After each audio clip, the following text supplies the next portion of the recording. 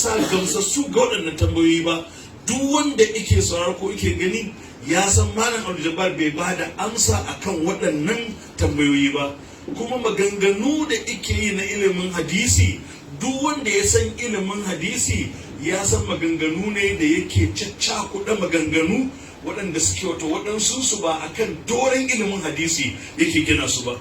Don haka mai girma kwamishinan harkokin addinin musulunci, wannan shine verdict, shine hukuncin da ni a matsayina na shugaban wannan zama da kuma abinda na hankalta na nazarta na gani shine waɗannan tambayoyi da waɗannan malamai suka gabatar ma Malam Abdul Jabbar bai ba da amsa a kansu ba.